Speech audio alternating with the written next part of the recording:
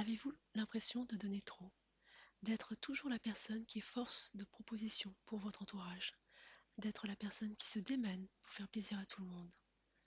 Bienvenue sur Clafoutis et compagnie, la chaîne qui revisite les situations du quotidien, aide à mieux comprendre nos mécanismes de comportement pour retrouver une place juste au sein de notre écosystème. Donc à travers la situation que l'on va analyser aujourd'hui, qui s'articule autour du thème donner et recevoir, nous allons tenter de comprendre comment nous pouvons nous mettre en position de trop donner pour ensuite en souffrir. Et il s'agit de se mettre dans la peau d'une personne qui a vécu ce type de situation et voir ce qu'elle a pu ressentir, ce qui a été heurté chez elle, ce qui s'est joué et à quelle blessure la situation a fait écho. Et à partir de cette compréhension, nous allons changer l'angle de la caméra pour y apporter un autre éclairage. L'idée, c'est de mettre tout cela en lumière et qu'à l'issue du podcast, on puisse y apporter un autre regard. Apporter un autre regard, c'est investir notre écosystème en changeant notamment les représentations qui nous définissent et définissent notre relation au monde. Et c'est le but de ce podcast, c'est de mettre de la conscience sur ce qui nous arrive et comprendre comment nous avons pu y participer de façon consciente ou non consciente. Dans tous les cas, ce qu'on attire à soi n'est jamais le fruit du hasard. Et qu'on veuille bien l'admettre ou non, c'est toujours le résultat d'une co-création. Ce n'est pas le fait des autres. Et par conséquent, le monde que l'on veut voir advenir commence toujours par soi. Tout commence par soi. Dans tous les cas, prenez simplement ce qui résonne pour vous et laissez-vous prendre au jeu de l'expérience. Je vous souhaite une belle aventure. Je donne trop. En voilà un vaste sujet. En tout cas, c'est une question qui m'a beaucoup interrogée, déjà à travers les consultations que je donne, dans les divers témoignages que je reçois de mes patients, mais également sur le plan personnel. C'est un questionnement qui m'est assez récurrent dans mon vécu personnel. Donc, l'objectif de ce podcast ici, c'est de partager avec vous euh, bah, le fruit de ces réflexions, de ce travail-là, et de partager les enseignements que j'ai pu retirer de mon propre vécu. Et vous verrez que les exemples que je vais vous donner, donc qui sont tout à fait personnels, ne sont pas du tout exhaustifs, hein, évidemment, mais elles vont simplement servir de base à l'analyse qui va suivre. Donc prenez ce qui résonne pour vous et laissez-vous porter. Donc la première situation dans laquelle je me suis trouvée, euh, qui illustre ce déséquilibre du donner et du recevoir, elle a lieu dans une réception lors d'un vin d'honneur, d'un mariage. Et là, j'ai eu l'occasion de tomber sur une personne qui m'était chère, qui me semblait pas en grande forme en tout cas. Donc je suis allée la voir pour lui demander comment elle allait. Et il se trouvait qu'elle n'allait pas très bien et elle me disait qu'elle avait très très faim. Et donc quand j'ai entendu cela, sans même attendre qu'elle ait formulé une quelconque demande, je me précipitais à l'assaut des petits fours pour lui faire une belle assiette d'assortiment. Et quand je suis revenue le lui donner, elle n'était plus là. Et je l'avais cherchée partout pendant 20 bonnes minutes jusqu'à ce que je la retrouve enfin. Et elle était irritée. En fait, elle était irritée parce qu'elle-même me cherchait partout, parce qu'elle avait besoin encore de moi. Enfin, en tout cas, elle avait besoin de moi. Cette fois-ci, c'était exprimé. Elle avait besoin que je l'accompagne pour aller chercher sa robe de soirée qu'elle avait tout bonnement oubliée à l'appartement. Donc, je me suis retrouvée comme une idiote avec mon plateau d'assortiment et dans l'obligation d'emmener cette personne-là à l'appartement qui se situait 40 minutes de là et du coup, ce qui m'a fait complètement rater la réception. Donc voilà, ça c'était la première situation. Après, je me suis mise aussi dans des situations où j'ai dû, par exemple, traverser tout Paris pour aller chercher une huile essentielle pour une vieille dame de 80 ans qui, une fois sa fiole récupérée, m'a tout juste laissé le temps, 5 minutes à peine, de digérer les 6 étages sans ascenseur qui l'a mené à son appartement avant de me demander de partir, comme si j'étais son livreur personnel. Je me suis également trouvée dans des situations où j'ai beaucoup donné en, en termes de matière pédagogique euh, à, à des personnes qui ne m'ont pas exprimé de reconnaissance.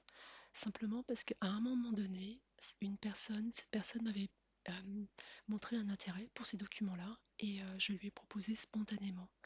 Et je me suis fait un point d'honneur à tenir cet engagement à chaque fois que j'avais de nouveaux apports, même si l'autre personne a fini par ne plus montrer d'intérêt à ce que je lui envoyais et ne prenait plus le temps d'accuser réception de de ce que je lui donnais.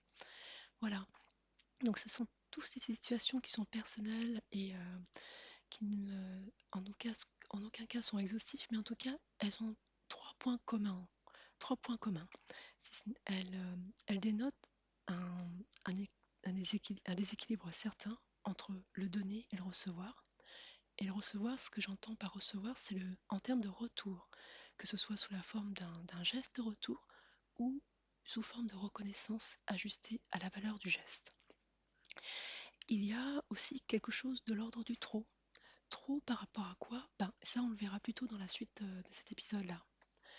Et enfin, toutes ces situations évoquent un sentiment d'unilatéralité dans, euh, dans ce qui est dans le temps et à force de répétition du même schéma peut s'avérer souffrant.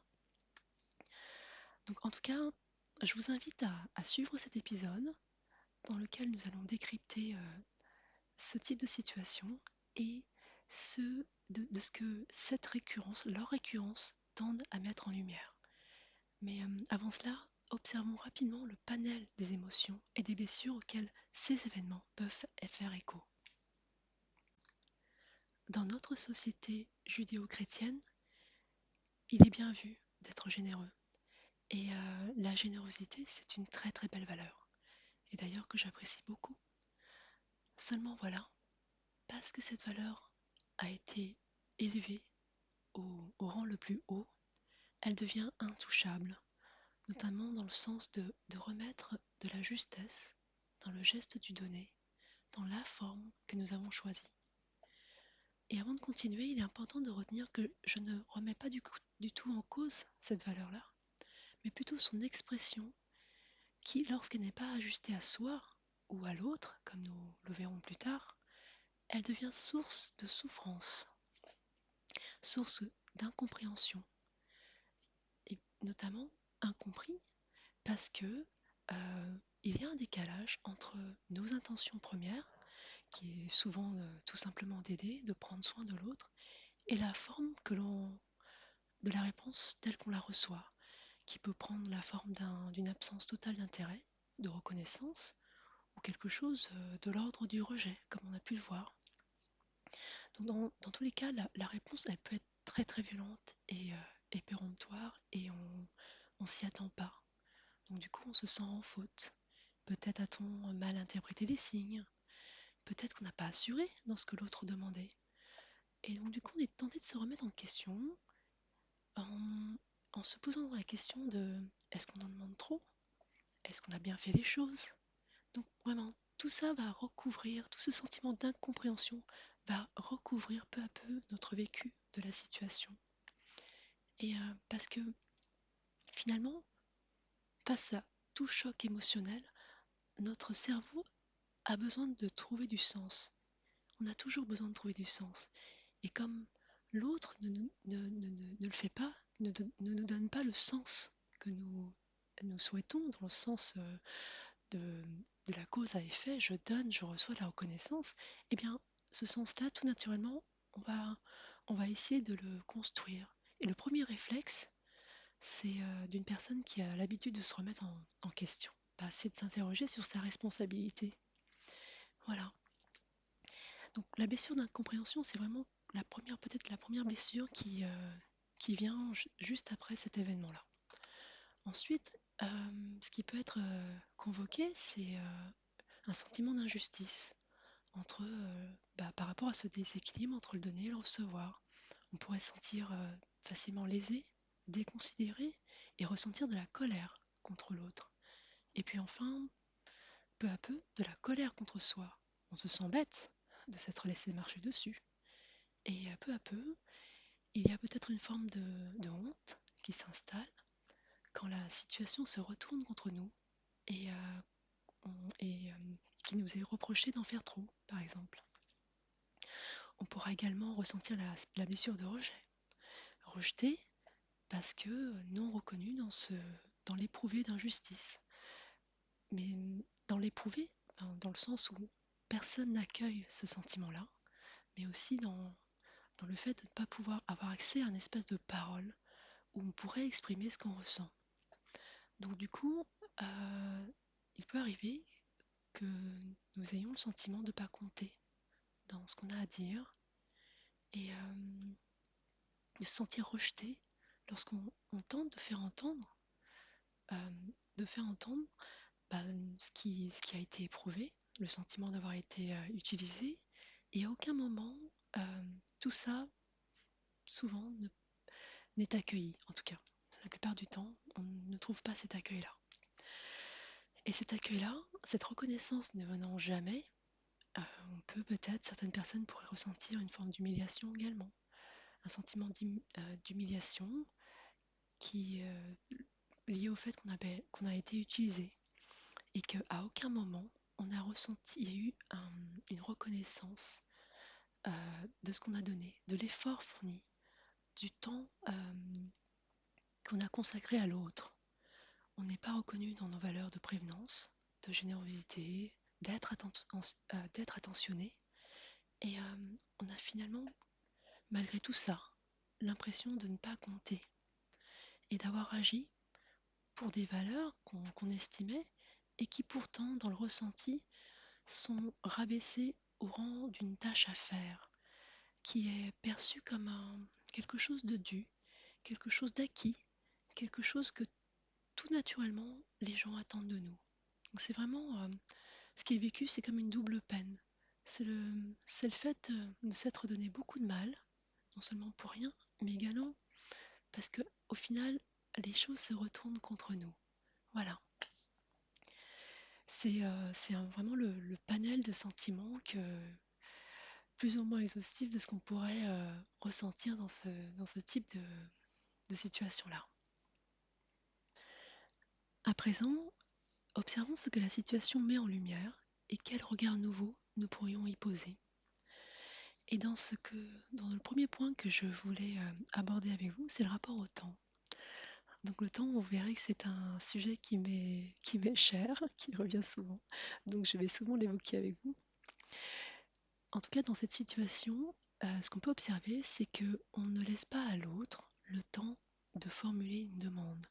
Dans ce qu'on croit être un élan de générosité, on lui ôte la possibilité d'exercer son pouvoir de décision, de formuler ou pas une demande en rapport avec un besoin.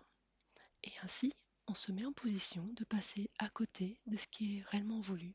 Et donc, du coup, en position d'être reconnu dans notre contribution.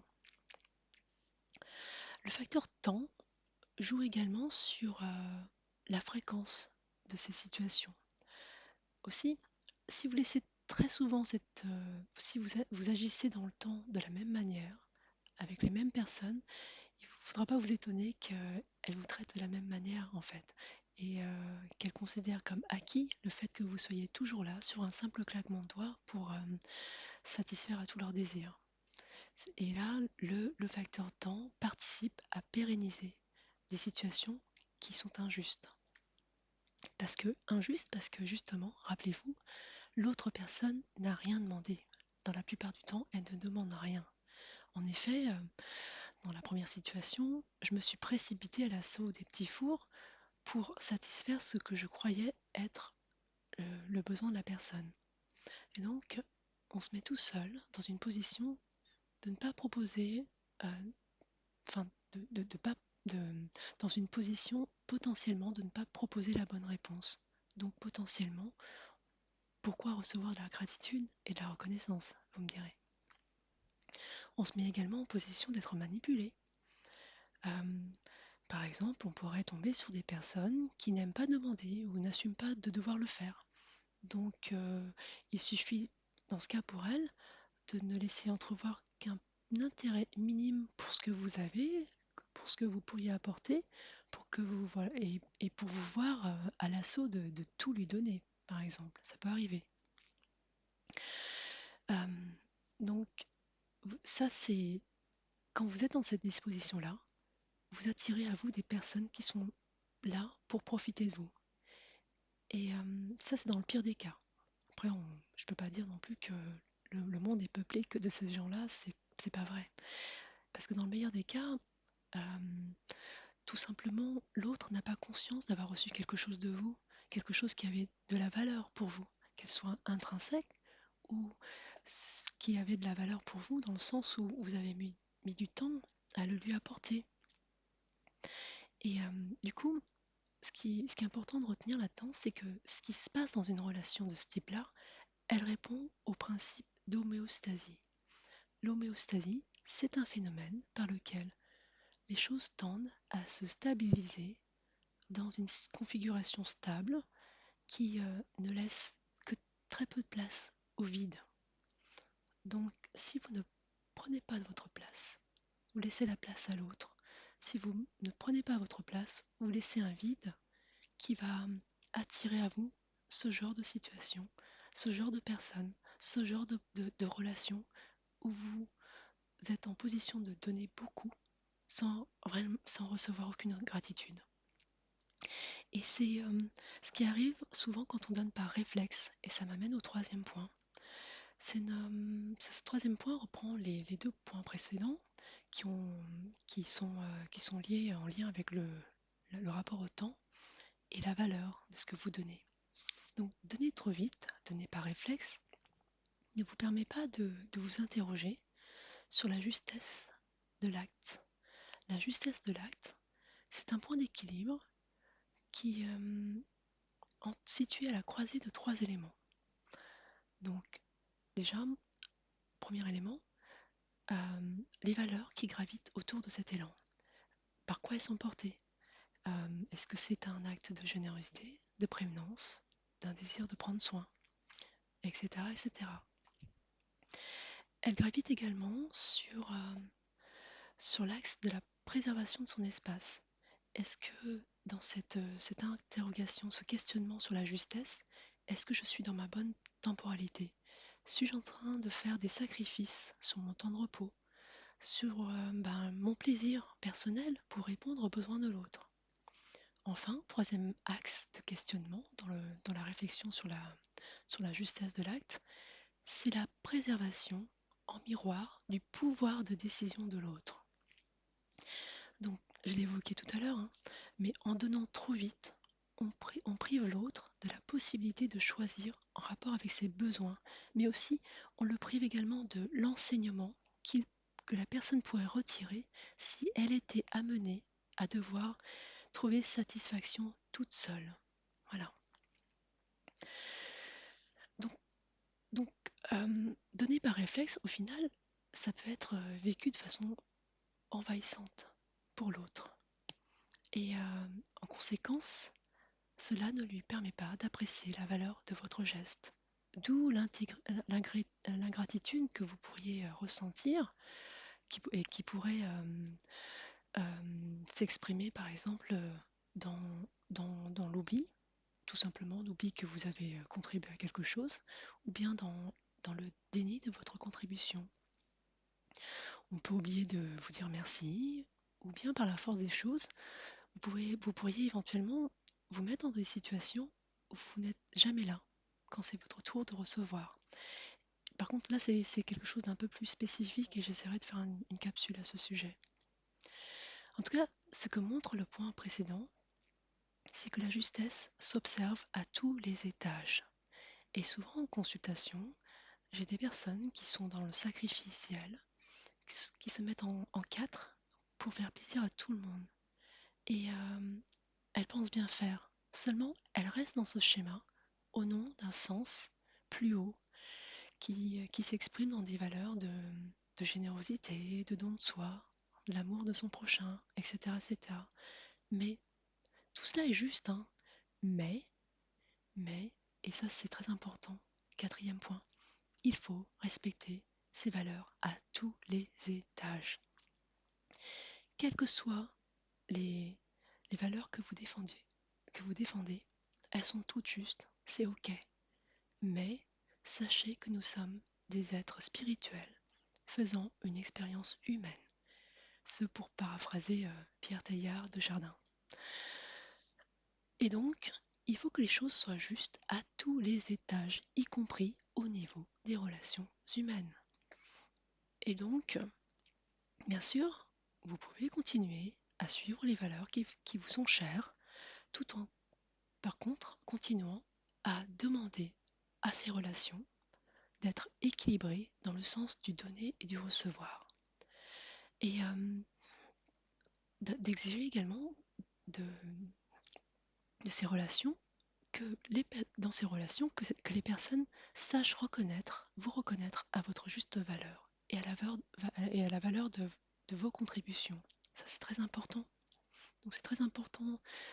Ce que je veux dire, c'est que voilà, il y a deux niveaux. Il y a le niveau des valeurs au sens les plus nobles, et ça, c'est très bien de vivre en fonction de cette échelle de valeurs. Mais au niveau incarnées au niveau de la vie de tous les jours, bah elles sont également défendables pour vous. Voilà. Et vous avez droit à être traité de façon juste. Et pas de façon injuste au nom du premier étage, du premier système de valeurs. Voilà. Et tout ça, donc, du coup, ça nous amène à une question de positionnement.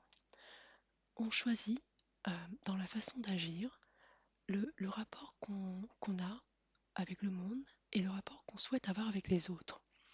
Donc on choisit d'agir de façon autonome, selon notre échelle de valeur, et ainsi on choisit d'être traité en conséquence de cette manière. Et en fait, finalement, quand on observe bien, à la lumière de tout ce qui vient d'être dit, ce n'est pas l'autre qui nous traite mal ou qui se montre ingrat, c'est nous qui choisissons ou pas de laisser cet espace à l'autre de faire ce qu'il veut, et c'est nous qui choisissons d'être à sa merci dans l'attente d'une reconnaissance de sa part. Et en choisissant d'être traité avec respect, on renonce ainsi aux relations toxiques. Choisir, c'est renoncer. Donc j'insiste ici sur le terme relation. On ne renonce pas à une personne, mais on renonce à une relation qui, à un instant donné, n'est pas équilibrée et pas acceptable pour nous. Et le jour où vous allez émettre pour vous-même le besoin d'être parmi des personnes avec qui l'équilibre du donner-recevoir est juste, eh bien, vous allez ressentir corollairement que certains types de relations ne vous correspondront plus. Et il sera important à ce moment-là de savoir le formuler avec tact. Avec tact, parce que le but, c'est pas d'accuser l'autre et le mettre sur le bûcher, hein. C'est que vous lui dites simplement que vous estimez avoir beaucoup donné et qu'il n'y a pas eu de juste retour, que ce soit sous la forme d'un geste ou simplement d'un merci, d'une reconnaissance de la valeur de ce que vous avez donné. Il faut bien comprendre que nous sommes co-responsables de la situation, des situations souffrantes telles qu'elles ont pu aboutir. L'autre personne a simplement agi comme en miroir comme vous. Et vous ne pouvez pas lui demander de donner de la valeur à ce que vous donnez si vous-même, vous ne le faites pas. Si vous-même, vous avez vous avez dilapidé ce qui vous appartient dans un don réflexe. Donc, en mettant en lumière ce qui a été une co-construction, vous lui donnez la possibilité de revenir, de s'ajuster pour que dans le futur, les choses, les relations entre vous deux soient plus justes. Et par contre, il faut également garder en tête qu'il est possible qu'à un instant donné, l'autre ne comprenne pas. Et là encore, n'oublions pas que le facteur temps a pu également beaucoup jouer. Si vous avez laissé cette situation se rejouer très souvent pendant très longtemps entre vous sans rien dire, il ne faudra pas vous étonner que la personne ne comprenne pas et soit sur la défensive le jour où vous décidez de vous réveiller. Et oui, il faut aussi là reconnaître notre responsabilité dans le temps qui a pu cristalliser ce type de relation, ce type de comportement, et qui n'est pas forcément facile à défaire.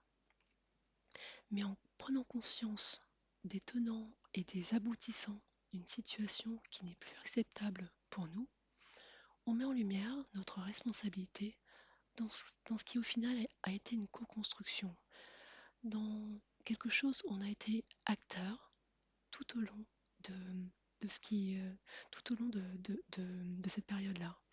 On a été acteur et non victime.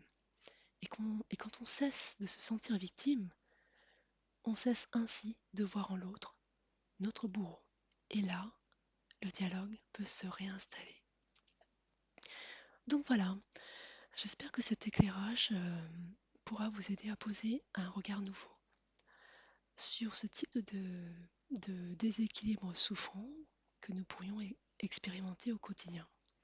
Sachez que notre façon de percevoir le monde qui nous entoure a un pouvoir créateur dans le sens des situations que nous attirons à nous.